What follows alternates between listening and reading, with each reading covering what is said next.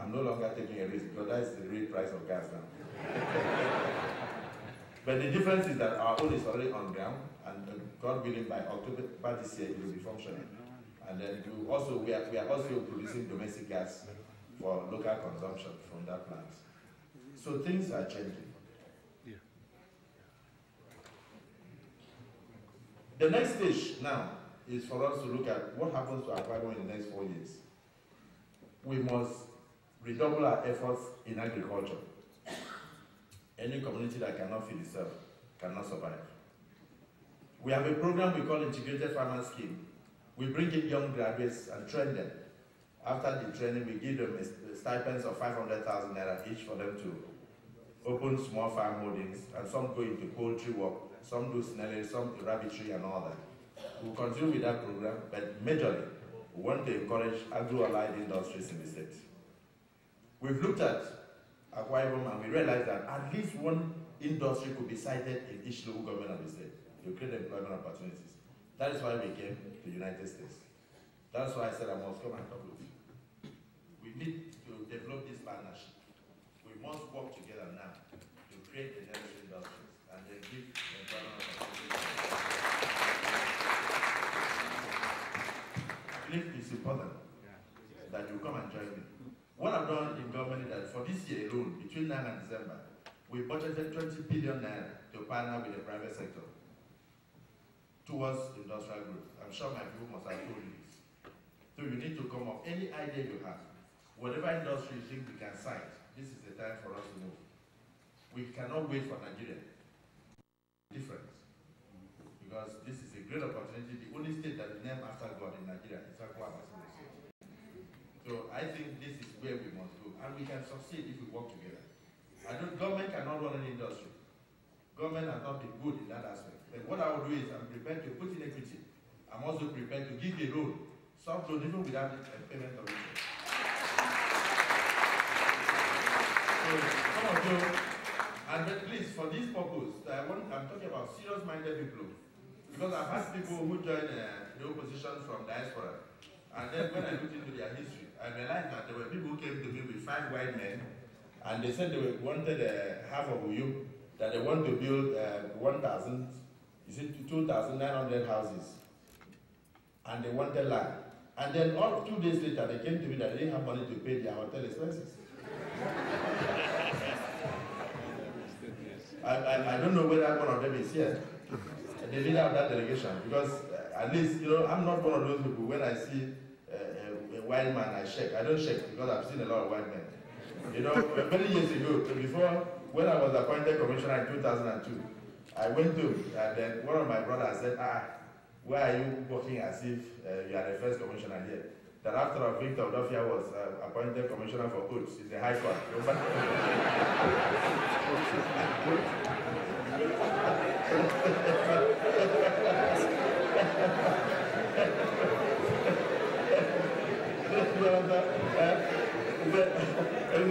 That the village has had a commissioner for Oats for over 10 years.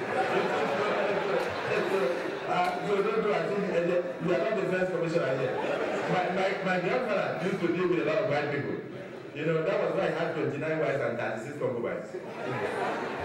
No, honestly. So we also manage a lot of white people in my family. So this question of somebody coming and then trying to, I'm not saying that. I'm talking of serious-minded people. You come to me and you want to build over 5,000 units of houses, and you want half of you to be given to you, and then you want me as governor to give you transport to pay flights for them to Lagos. Okay, I've accepted to accommodate them for 1 week that they are there. So I give you money to accommodate them, and I'm paying for their meal. Then you come back and ask me to give you money to pay a local flight for them, to go and join a flight in Lagos. And you expect me to give you the land, half of you, for people who have no transport to Lagos. I'm not that kind of governor. So whoever is going to do industry, don't come with investors that have no transport to Calabar.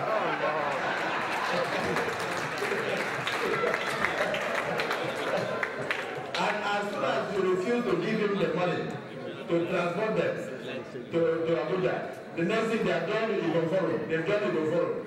They are now in a position. They will never tell you why they are writing. Then you go to Israel and say, but was this one not a friend of Gov Akpabio? Because I did not give the white people transport to Lagos. And the people are coming to put in $51 million. They don't have 100,000 naira to pay transport to Lagos. Then you want me to give you land. Don't come with that kind of request. Let's look at, you can also partner, you can collaborate amongst yourselves and come together, 2-3 heads.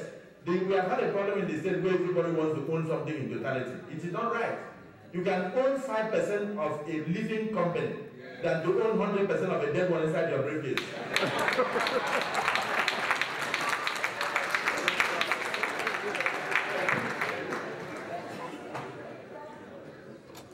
So the federal government has agreed to partner with us to develop Ibaka deep sea port. And I think the moment you have a deep sea port, and then you have an international airport, and then you have good road network, and then you have industries, the state will be different. Now, mark you, even as I speak now, Akwa Ibom has become a preferred destination for almost all AGMs and retreats. Even the last one that INEC did, they brought it to Akwa Ibom. So almost every company now is struggling to come to your state. And for some of you, when you come, I launched an operation Zero Pothole in 2007. 4 years later, we have substantially, more than 75% of the state, we have wiped out potholes on the road. So you can drive around without a single pothole. Those tiny things that people never thought about. I met some women in Oron who were giving wheelchairs during campaign, and a woman came to me and said that she received only 4 wheelchairs.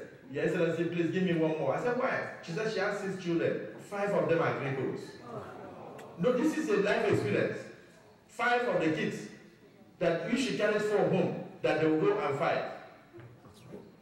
And I said, when I went back into my car, I said, if there's anything I will do, I will stop this polio in Akwa Ibom. I can report to you in diaspora, 3 years after, from 2008 till today, we have not had a single incident of polio in Akwa Ibom. For me, that's how to measure the achievement of government. It is not only Google seeing some projects on the ground. Because if at the end of the day you do all this infrastructure and you don't have the manpower to man them, you don't have the personnel, you don't have the people to enjoy them, then it is useless. So we have not had a single incident of polio in Akwa Ibom in the last 3 years. To God be the glory. So we are building, we have also expanded the health facilities in the state. This administration has completed 5 brand new general hospitals.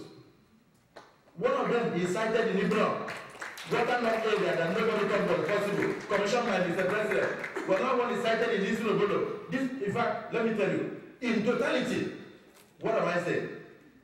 This was the story that happened. That is why the last election was very important. In the 2011 election, you know what faced Akwa Ibom people? We were like the Israelites, a people loved by God. When they had the opportunity to do their first election, the Israelites of the old, they brought out Jesus Christ to the right, and then they brought out Barabbas to the left. And said, this is a thief who pillaged your society, who raped your women. And here is Jesus Christ, who made the blind to see and made the lame to walk. Choose the one you want me to release to you. And they all shouted, give us Barabbas. 2011 years after, Israel has not yet known peace. So we must be very careful. That was why when Nathaniel was shouting in the Bible, and they were hearing stories, I think, was it Nathaniel that turned around? They said they heard about this man of Nazareth. And he turned around and said, can any good thing come from Nazareth? Then Philip just looked at him. He just looked at him with amazement. And then he answered him very shortly. And what did he say? He said, come and see. And he walked away. I want you to beat your chest and tell your colleagues in the diaspora, come and see. You don't need to convince anybody about what is happening in your city longer. All you need to do is to tell them, come and see.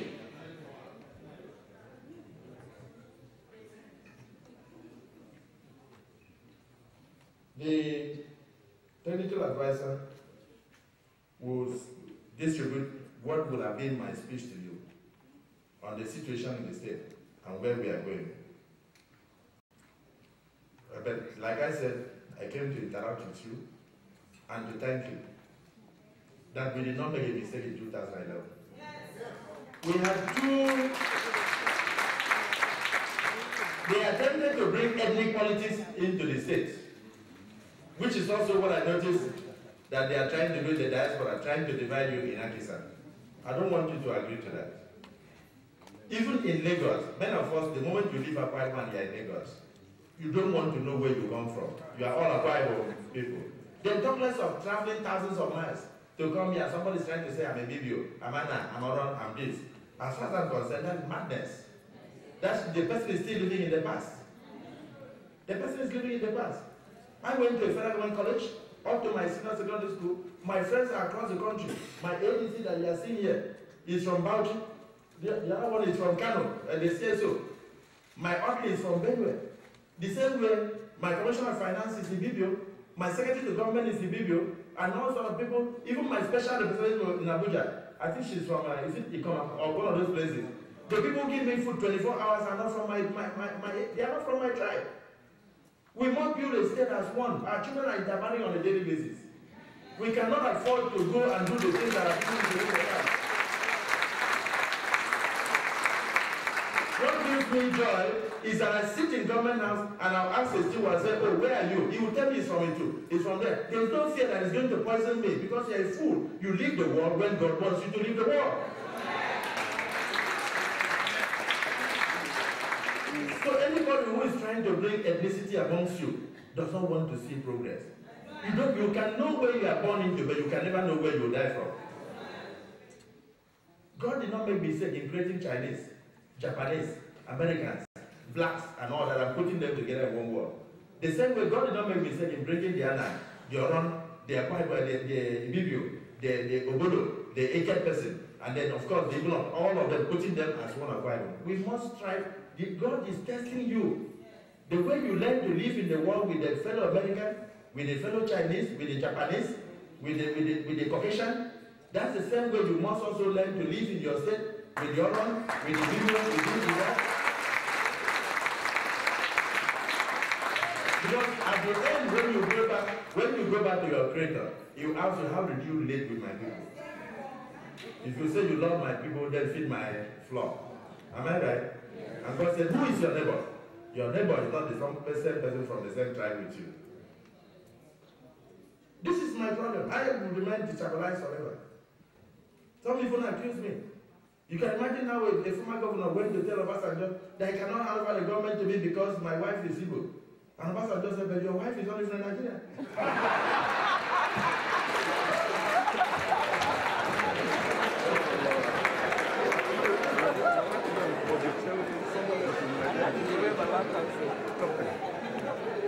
Your wife is not even a Nigerian. At least this one is from Igbo here.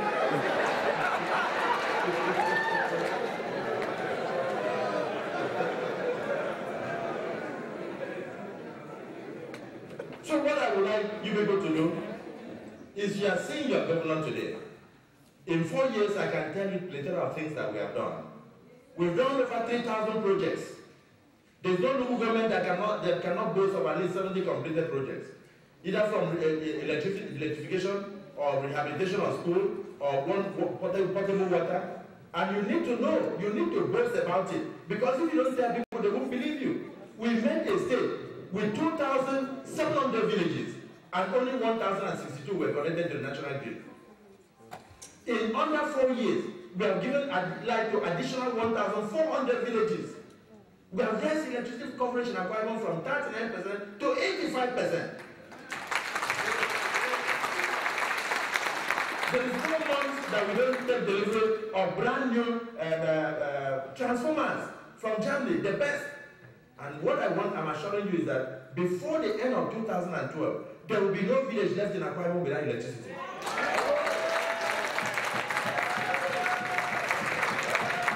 And somebody asked me and said, if these things are true, how come we don't see you commissioning them? I said, no, I don't want people, my children in diaspora may know that their communities did not have light when they left. But the world has become a global village. The American, the British,